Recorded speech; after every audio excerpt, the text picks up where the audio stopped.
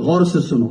الفقر والخیلاء فی اہل الخیل والابل والسکینۃ فی اہل الغنم. دیکھیں کون حدیث سمجھتے ہیں. اللہ کے نبی نے کہا جو لوگ اونٹ پالتے ہیں اور جو لوگ گھوڑے پالتے ہیں, اونٹ اور جو لوگ گھوڑے پالتے ہیں ان کی طبیعت میں ذرا سختی آ جاتی ہے, فخر آ جاتا ہے, بات کرنے کا لہجہ الگ ہو جاتا ہے.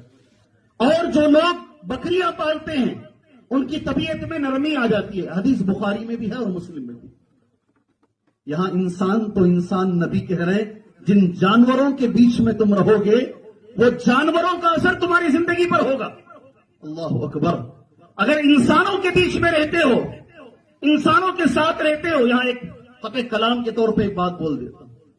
میں ایک جگہ گیا کرناٹک میں, وہاں 100 سال سے پرانی مسجد ہے اہل حدیثوں کی. کسی نے کہا مولوی صاحب یہاں کے کچھ بچے اہل حدیث چھوڑ دیے. کیا ہو گئے جی؟ بریلوی ہو گئے. کیا ہو گئے جی؟ ہاں. کیا یہ عام آدمی نے نہیں کہا, ذمہ دار نے کہا. اس جگہ کے ذمہ دار نے مجھ سے کہا. میں نے پوچھا یہ کیسے ممکن ہے؟ کہا جب گاؤں بڑا ہوا, ماں باپ گھر خالی کیے, ایسی جگہ جا کر گھر خریدے جہاں ہماری مسجد نہیں.